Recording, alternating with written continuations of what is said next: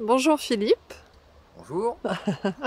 pourrais-tu nous parler de notre territoire, Xaintry-Val d'Ordogne, avec cette nouvelle marque Ma vie en Xaintry, concentré d'énergie.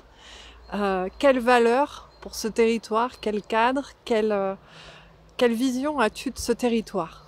C'est beaucoup de choses. Ah ouais, Ce territoire, moi j'ai dû le découvrir, je devais avoir 14 ou 15 ans. Donc, je suis venu ici faire du kayak avec un stage du comité départemental. Donc ma première vision du territoire de l'Axentry, c'est le nom des passages, hein, le battu, le malpas. Donc c'est un passage avec grosses vagues, on n'avait pas l'habitude, on venait de la Vézère, non, on a une petite rivière. Et les premières images, c'est ça, c'est des grosses vagues, quelques gamelles dans la Dordogne, qui était beaucoup plus froide que nos rivières à nous. Et ça a commencé comme ça. Puis après, je suis revenu faire d'abord du kayak, travailler ici comme moniteur de kayak pendant longtemps, donc de l'âge de 20 ans jusqu'à 30-35 ans. Et puis un beau jour, je me suis installé là, il y a 20 ans maintenant, pour créer une association qui s'appelait ADN, Aventure Dordogne Nature. Et donc c'est comme ça que l'aventure a commencé, en quelque sorte. d'accord. Et pourquoi être resté alors, ensuite? Alors, pourquoi on est resté? On est resté pour les mêmes raisons que celles où on était venu la première fois. Donc au départ, c'est l'énorme potentiel sport nature, voilà, puisque c'était notre métier et puis c'était ce qui nous passionnait. Donc il n'y avait pas beaucoup d'endroits en Corrèze déjà, puis en France même, où on pouvait faire du canoë-kayak à un bon niveau, du VTT, du deltaplane, parce qu'à l'époque on faisait beaucoup de deltaplane sur Monceau, de l'escalade à Servières. Donc c'était un site où on avait concentré tout ce qu'on aimait faire, tous les sports nature qu'on aimait, dans un rayon de 10 km. Donc ça c'était quelque chose d'exceptionnel. Donc on en a profité d'abord l'été en venant travailler, ou parfois on venait juste pour des week-ends. Et puis il y a un moment où on décide de s'installer pour profiter de tout ça. Et puis après, petit à petit, on se rend compte qu'il n'y a pas que du sport, quoi, qu'il y a des sites exceptionnels. Donc voilà, moi, je suis pêcheur, donc pêcheur à la mousse. Donc là, c'est pareil. Dès les premières fois, je me suis rendu compte que c'était une rivière pas comme les autres, quoi. Plus difficile à pêcher que d'autres, mais exceptionnelle par le nombre de poissons, par la qualité de l'eau et des poissons.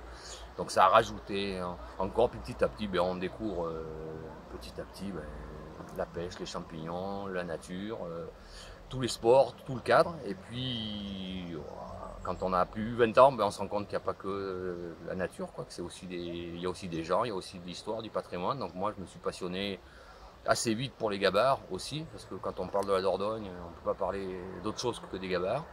Donc à 26 ou 27 ans, j'ai descendu toute la Dordogne, même comme les gabariers en canoë, d'Argentat jusqu'à Blaye, donc jusqu'à l'estuaire, tout seul, voilà, pour voir ce que ça pouvait être.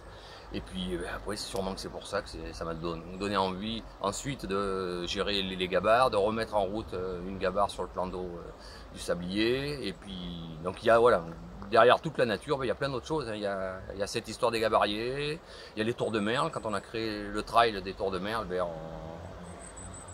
c'est le X-Trail, mais au départ c'était le trail des tours de merle, quoi, voilà. Et c'était belle idée, tour de merle, tour de Carbonnière, c'est toute l'histoire qu'il y a derrière. Donc c'est pas que des beaux paysages, c'est aussi plein de choses qui sont derrière. Une histoire. Une histoire, voilà, à laquelle on tient, que les gens du coin aiment faire vivre encore. Donc si on a fini ensuite par organiser des gros événements, c'est ça aussi, c'est qu'il n'y aurait pas de gros événements. Si on arrivait et puis qu'on disait juste je veux faire un gros événement là, ça fonctionnerait un an, 2 ans, 3 ans. Là, il y a la Dorée intégrale, elle a 15 ans maintenant. Le extra, il est à 5-6 ans. C'est 2000 personnes. Donc ça veut dire que si ça marche, c'est parce qu'il y a des gens qui sont derrière, qui habitent le territoire, qui sont accueillants et qui font en sorte que ça marche. C'est pas des événements qu'on pose là, c'est des événements qui sont aussi propriété des gens du coin. Donc c'est la grosse valeur de ce territoire. C'est le territoire et puis les gens qui vivent dessus. Une fierté.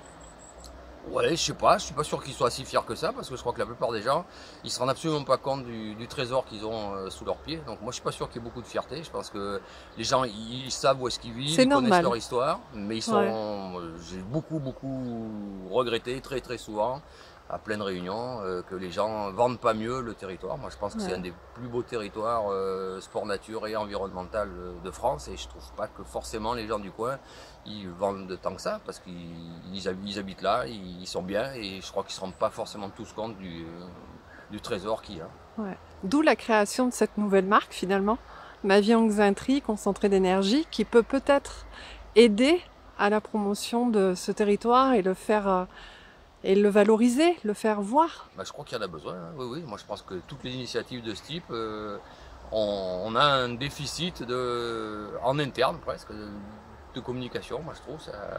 Chaque événement qu'on organise, on a 50% des gens qui ne connaissaient pas, qui disent j'aurais jamais cru qu'il y avait tant de choses à faire ici, j'aurais jamais cru que c'était si joli. Pour eux, bah, c'est la Corrèze, c'est le centre de la France, c'est pas le bord de la mer, c'est pas la montagne, donc c'est pas forcément folichon. Ça doit être joli, ça doit être tranquille, il doit y avoir des arbres et des vieilles pierres. Puis quand ils viennent, bah, ils se rendent compte qu'il y a une qualité de vie, qu'il y a une gastronomie, une histoire, il y a des activités vachement plus intéressantes que ce qu'on pensait, et d'assez haut niveau même. Donc il y a vraiment besoin que les gens du coin soient plus vendeurs de leur territoire. Alors il faut qu'ils aient envie qu'il y ait du monde, mais je crois que ça a changé. Ça aussi. Ouais. On y est maintenant. On enclenche la deuxième et on va faire cette promotion du territoire.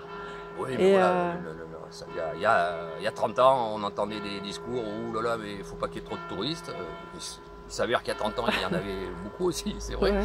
Maintenant, on n'entend plus du tout ce discours-là. On entend plutôt, ça serait bien qu'il y ait plus de touristes et qu'ils reviennent. Donc je pense que de ce côté-là, on a franchi le pas. Ça y est, on y va. Merci. Il n'y a pas de quoi.